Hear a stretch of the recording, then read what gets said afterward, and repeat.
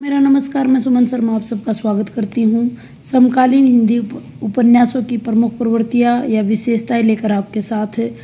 जैसा कि हम यहाँ समकालीन हिंदी उपन्यास की बात कर रहे हैं, जो कि आज हमारे सामने उपस्थित है। आज हमारे सामने किस प्रकार के उपन्यास आ रहे हैं, जैसा कि आप जानते हो, यह हमारे परिवेश और परिस्थितियों का ही परिणाम होता है। उपन्यास अपने समय के साक्षी होने के साथ साथ अपने समय की यात्रा को हमारे सामने प्रस्तुत करते हैं। सभी पक्षों की पूरी यथार्थता के साथ उपन्यास अपनी विषय वस्तु लेकर हमारे सामने आते हैं।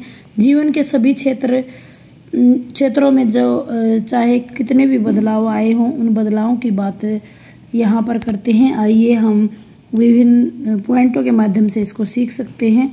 सबसे पहला है सांस्कृतिक बिखराव। स्वतंत्रता के बाद संस्कृति के नाम पर अनेक नए मूल्य और मान्यताओं की स्थापना होने के कारण भारतीय संस्कृति में बिखराव दिखाई जान पड़ता है।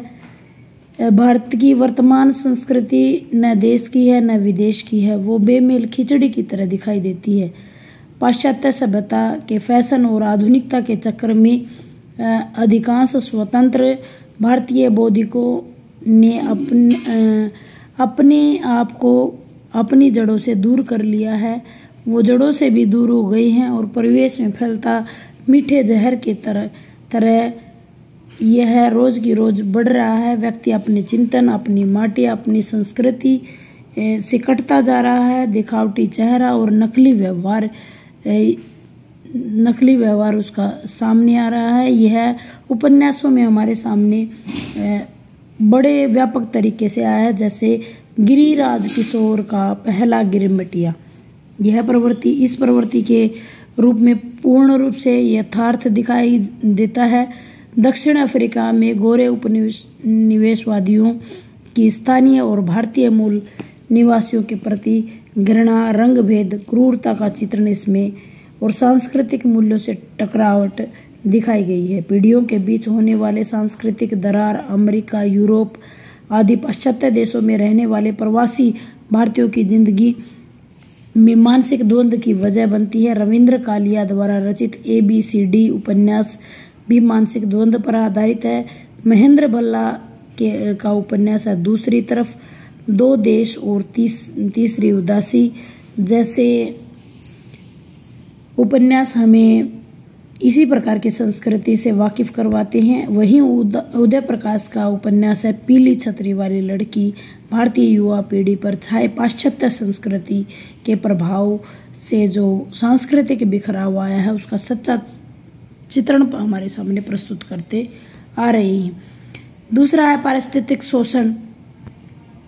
पारिस्थितिक शोषण जो रोज की रोज बढ़ रहा है, जो प्रकृति हमारी रक्षक है, उसका शोषण हम इतनी भयानक रूप से कर रहे हैं। आने वाले समय में यह परिस्थिति इस प्रकार से विनाशक रूप धारण कर लेगी कि जल प्रकृति में महत्वपूर्ण अवदान है, वहीं खेती बाड़ी, वहीं हम पेड़ों की रोज कटाई, ये अनेक समस्याएं हैं जो डूब और पार जैसे वीरेंद्र जैन के उपन्यासों में बताई गई है। नासिरा शर्मा का कुआइंजान और पानी की समस्या पर आधारित है। इसी प्रकार संजीव का धार, सावधान, नीचे आग है, इस प्रकार के ज्वलंत उदाहरण है। धार में बांसगड़ा गांव में तेजाब का कारखाना खोलने से पर्यावरण का जो प्रदूषण हो रहा है, उसके बारे में बताया है। सावधान, नीचे आग है, इसमें चंदनपुर में कोयला खदान पर आधारित चीज़ें बताई गई है। यानी हमें विभिन्न उपन्यासों के माध्यम से जागरूक बनाने की कोशिश लगातार हमारे उपन्यासकारों द्वारा बढ़ती जा रही है। गंदा पानी पीने की वजह से गांव और पशु पक्षी मरते जा रहे हैं। सुभाष पंत का पहाड़ चोर, श्री प्रकाश मिश्र का जहां बास फूलते हैं, मनमोहन पाठक का गगन घटा घनेरी, तेजेंद्र का उपन्यास है काला बद्री और भगवान दास का मोरवाल जैसा काला पहाड़। इस प्रकार के प्रकृति का शोषण करने वाले उपन्यास हमें दिखाई देते हैं। अगले पॉइंट की तरफ चलते हैं, सांप्रदायिकता। हमारे उपन्यासों में हमें सांप्रदायिकता की आग भी दिखाई देती है, जो हिंदू मुस्लिम सभ्यताओं के बीच टकराव, राष्ट्र सिद्धांत, मुस्लिम लीग, भारत विभाजन जैसे अनेक समस्याओं, सांप्रदायिक दंगों को समेटे हुए, जैसे कमलेश्वर का लौटे हुए मुसाफिर, भीष्म साहनी का तमस, अंधकार का घोतक है जिसमें इंसानियत और संवेदना ढक जाती है और हैवानियत जग जाती है। देश के विभाजन और सांप्रदायिकता की स्थितियों कारणों का विश्लेषण करते हुए उपन्यासकार ने बहुत ही बारीकी से इसके अंदर बताया गया है। अमृतलाल मदान द्वारा रचित सिंधु पुत्र में भी इसी प्रकार की रचनाएं लिखी हुई हैं। प्रताप सहगल का अनहद नाद जैसे उपन्यास भी इसी तरह की त्रासदी को कहते हैं। राही मासूम रजा का आधा गांव, टोपी शुक्ला, हिम्मत जौनपुर, ओस की बूंद, दिल एक सादा कागज, इसी प्रकार के उपन्यास हमें दिखाई देते हैं। नासिरा शर्मा का जिंदा मुहावरे ने भी अपने ही देश में संदेह पात्र बने रहने के लिए अभिशप्त मुस्लिम समाज का परिचय दिया है। काला पहाड़ में भी बढ़ती हुई सांप्रदायिकता पर गहरी संवेदना व्यक्त की है। ये देखिए, आपको 2-4 नाम तो हर एक पॉइंट के साथ याद करने पड़ेंगे। गांधीवादी चिंतन की बात कर लेते हैं, भूमंडलीकरण की बात कर लेते हैं। भूमंडलीकरण और बाजारवाद, विदेशी गुलामी के बाद वर्तमान पीढ़ी अपनी महत्वाकांक्षाओं के लिए बाजारीकरण और भूमंडलीकरण इतना अधिक बढ़ रहा है। गुलामी के इसी दौर का नाम भूमंडलीकरण है। वर्तमान पीढ़ी अपनी महत्वाकांक्षाओं से पश्चिमी संस्कृति के दौर में दौड़ रही है। भूमंडलीकरण यह भौगोलिक और प्रशासनिक सीमाओं को से परे के संसार को कहते हैं, जिसका को कहते हैं एक ही बाजार का बन जाना।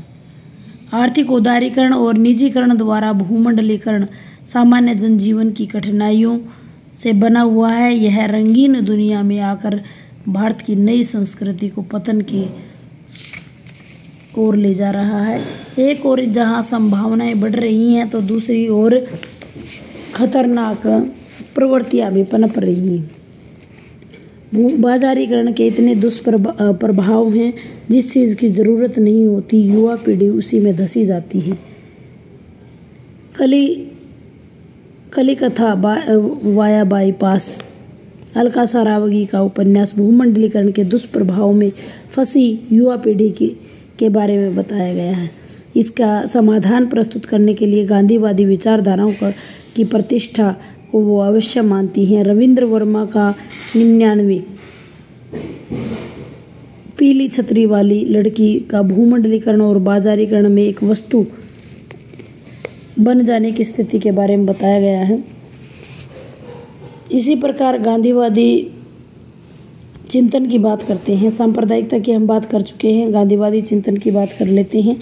भूमंडलीकरण, उदारीकरण, निजीकरण से बहुत सारे दुष्प्रभाव भारतीय संस्कृति पर एक आवरण की तरह छाए हुए हैं। समकालीन उपन्यासकारों ने इसको हटाने के लिए, इस आवरण को हटाने के लिए गांधीवादी चिंतन को पुनर्जीवित करने की कोशिश की गई है। गांधीवादी चिंतन का मतलब यह है कि संस्कृति के साथ अपना जुड़ाव, आत्मीय संबंध, अपनेपन की पहचान, अहिंसा, सत्य, स्वरोजगार इत्यादि बहुत सारी चीज़ें बताई हैं। अगर उपन्यासों की बात करें तो गिरिराज किशोर का पहला गिरमिटिया इसी प्रकार की, जिसमें कि गांधीवादी चिंतन के ऊपर बताया गया है। वीरेंद्र जैन का डूब उपन्यास में माते नाम का पात्र एकदम गांधी जैसा है। इसी प्रकार अलका सारावगी का उपन्यास कली कथा वाया बाईपास एक विचारधारा के रूप में गांधी अंत तक विद्यमान रहता है। वहीं बेतवा बहती रहे, मैत्री पुष्पा, ईदनम चाक, अलमा कबूतरी जैसे उपन्यासों में गांधीवादी विचारधारा हमें देखने को मिलती है। प्रकृति और पर्यावरण की सुरक्षा के लिए प्रयत्न करते हुए अनेक पात्र इनमें दिखाई देते हैं। उदय प्रकाश की पीली छतरी वाली लड़की भी इसी प्रकार का एक सुधारवादी गांधीवादी दृष्टिकोण हमारे सामने प्रस्तुत करती है। ऐतिहासिकता की अगर मैं बात करूं तो ऐतिहासिकता में इतिहास जिसके तथ्य और विश्लेषण निष्कर्ष के साथ प्रस्तुत किए गए हों। ऐसे उपन्यासों में कमलकांत त्रिपाठी का पही घर, बेदखल, जिंदगीनामा कृष्णा सोबती का, ये इतिहास को दिखाते हुए नजर आते हैं। साथ साथ विशंबरनाथ उपाध्याय का जाग मचंद्र गोरख आया, जोगी मत जा, शिव प्रसाद का कुहरे और युद्ध, चतुर्सेन शास्त्री का वैशाली की नगर वधू, राहुल संस्कृतान का मधुर स्वपन, यशपाल का अमिता, ऐसे ही उपन्यास है जो हमारे इतिहास का बखान करते नजर आते हैं। वही हजारी प्रसाद द्विवेदी का अनाम दास का पौधा, अमर समर महाभारत पर आधारित है। आइए बात कर लेते हैं अगले बिंदु की तरफ। दलित विमर्श, स्त्री विमर्श और आदिवासी चिंतन, वृद्धा विमर्श, आंचलिकता। दलित विमर्श की बात करें तो बहुत सारे दलित जो दबा है, कुचला है, उसको हम दलित कहते हैं। दलित में मैत्री पुष्पा के अलमा कबूतरी, अपमान, विवशता, पीड़ा से लबालब जिंदगी इसमें दिखाई गई है।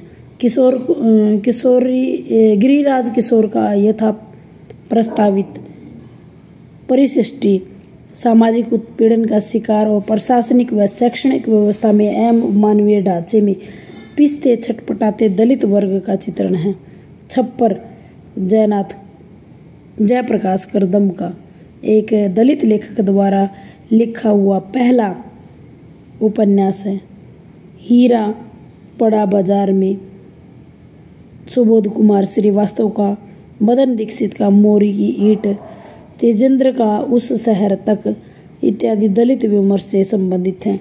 स्त्री विमर्श से संबंधित जितनी भी महिला साहित्यकारा हुई हैं वो स्त्री विमर्श से संबंधित हैं। इनमें सिमोन दबाव ने इसकी शुरुआत की। सेकंड सेक्स के माध्यम से एक क्रांतिकारी विचारधारा उभर कर सामने आई। हिंदी साहित्य की बात करें तो मृदुला गर्ग का कट गुलाब, जो कि आपके पाठ्यक्रम में लगा हुआ है, मैत्री पुष्पा का आगन पाखी, अलका सारावगी का शेष कादम्बरी, प्रभा खेतान का छिन्नमस्ता।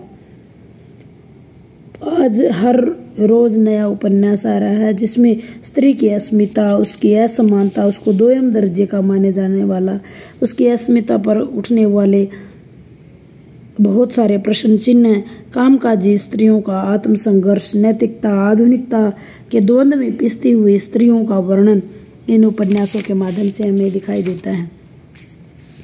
अब बात कर लेते हैं हम आदिवासी चिंतन की। आदिवासी चिंतन भी इसी प्रकार से आदिवासियों से संबंधित है और बहुत सारे उपन्यास इस पर नहीं लिखे गए हैं। बहुत कम ही उपन्यास इसमें हमें देखने को मिलते हैं। दारू सफला, किस्सा लोकतंत्र का, विश्रामपुर का संत, इस प्रकार की रचनाओं में थोड़ा थोड़ा सा आदिवासी चिंतन के बारे में लिखा जा रहा है। वही आजकल एक नया उभरता विमर्श है, वृद्धा विमर्श, जिसमें अलमारी की तरह प्रयुक्त होते हुए माँ बाप, वृद्धों की स्थिति इस प्रकार की हो रही है कि स्कूलों से ज़्यादा वृद्धाश्रम हमें देखने को मिल रहे हैं। इसी प्रकार उपन्यासों में बहुत ज़्यादा वर्णन इनका किया जा रहा है। जनजीवन से संबंधित चीज़ें भी उपन्यासों में आ रही हैं। पठार का कोहरा, मनमोहन पाठक का गगन घटता घनहरी, इस प्रकार काला पादरी, इसमें सभी वृद्धा विमर्श के बारे में बताया गया है। देश विभाजन की बात करें तो यशपाल के उपन्यासों की बात की जा सकती है। विस्थापन की समस्या, उसके कारणों के बारे में बहुत सारा इन्होंने लिखा है और सभी चीज़ें इनकी दिखाई देती हैं। फिर प्रवासी साहित्य की समस्या के बारे में भी हम थोड़ा सा डिस्कस कर लेते हैं। प्रवासी क्या होता है? सबसे पहले यह है कि भारतीय आजीविका कमाने के लिए अपनी ज़िंदगी को बेहतर बनाने के लिए, अपने देश में फैली बेरोजगारी को मिटाने के लिए दूसरे विदेश में चले जाते हैं और विदेश से जब लौट करके आते हैं उन्हें प्रवासी साहित्य करते हैं। अंग्रेजी शासन के वक्त बिहार, बंगाल, उत्तर प्रदेश में अनेक लोग गिरमिटिया मजदूर बनकर मॉरिशस, फिजी गए हैं, जहां अभिमन्यु अनंत जैसे प्रवासी साहित्यकार